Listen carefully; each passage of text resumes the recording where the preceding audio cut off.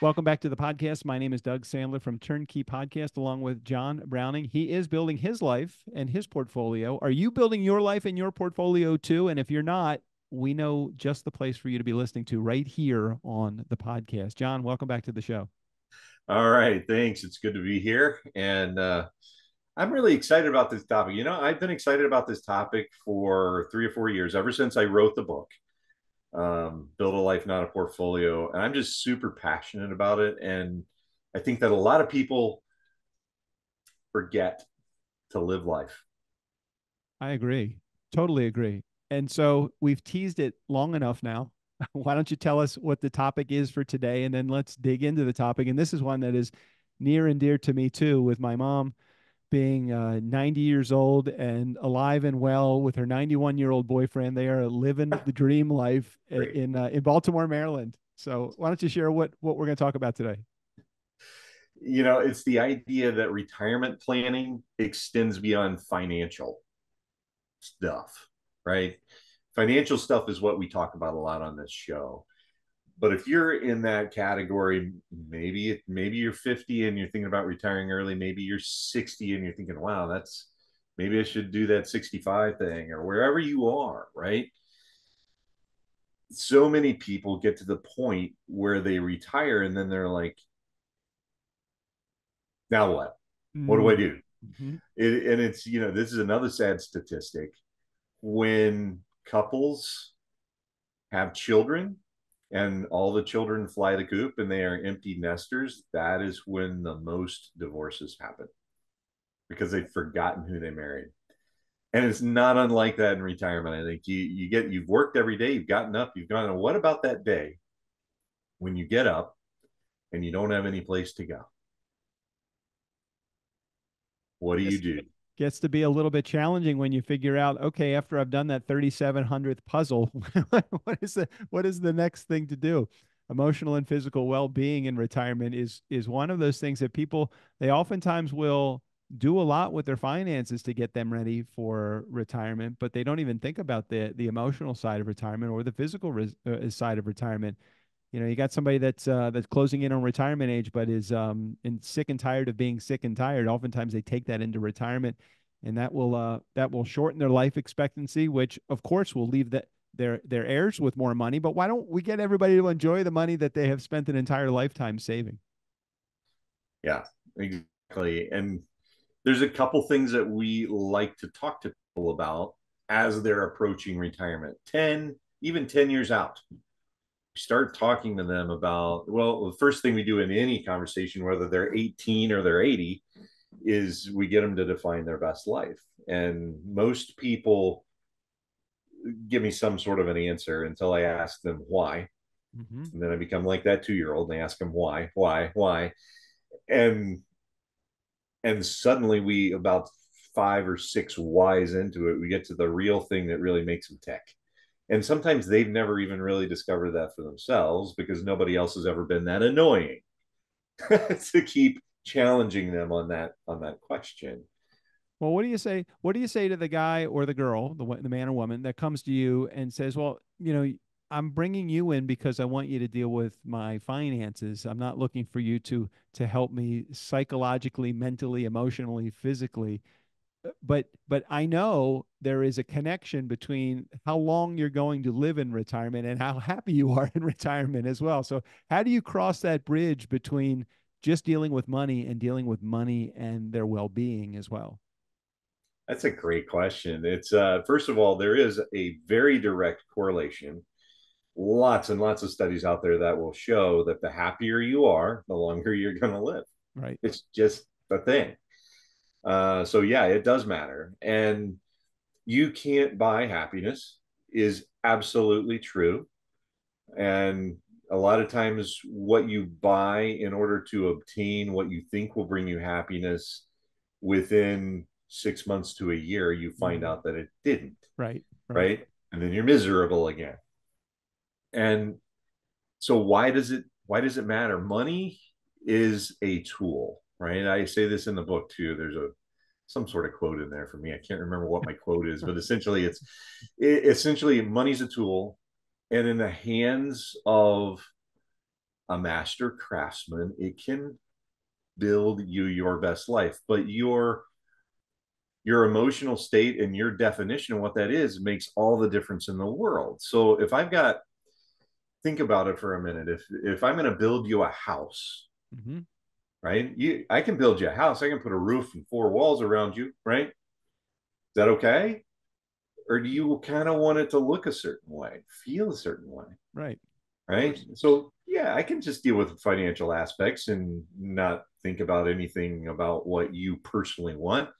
And you'll end up with a house cold, and maybe it's got a couple rooms in it, but it may not be the house you want.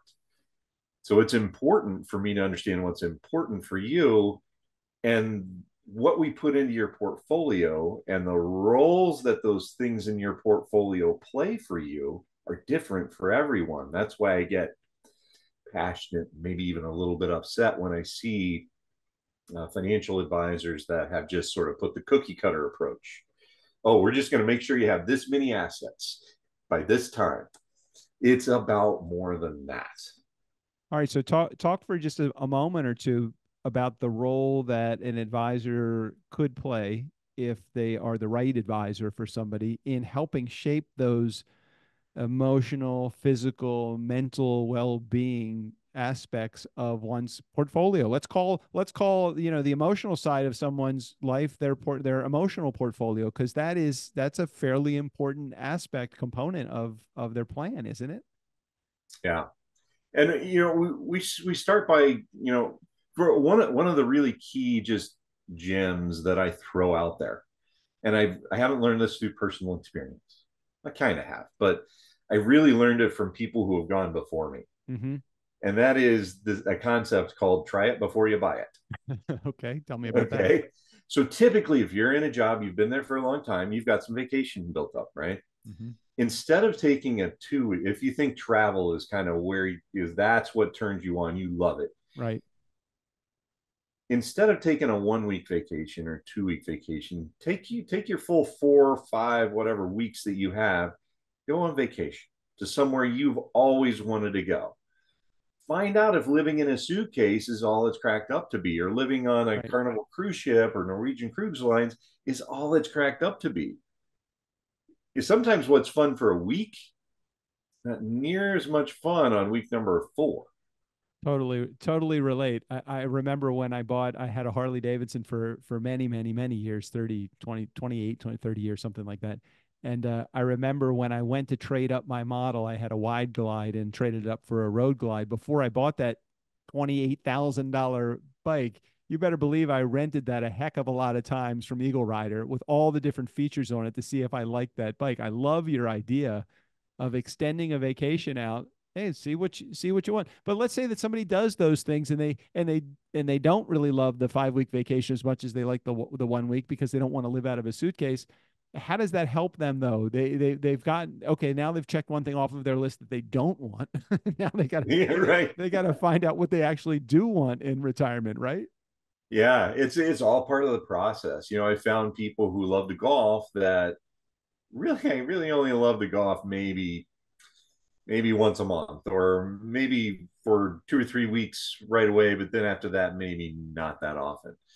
I like to fish, but after a few days, I don't like to fish. Okay, well, what would you combine, Yeah. or maybe what would you add in there that you wouldn't have thought about that would fill that time? Because I will tell you, after I run into this when I go on a 1 week vacation or even a couple of days vacation. It drives my wife insane. Right. Is I like after a day, I'm like I'm not getting up at 5 o'clock in the morning and do my read. What do I do? What do I do? And I get all nervous and keyed up, and I'm like I'm not relaxing because I'm like there's got to be something I'm supposed to do, especially that first year in retirement can be really actually pretty stressful I've for heard a people. number of times, like my neighbor who is at retirement age. He's in his I think his early 70s right now. I think he's been retired for 5 years.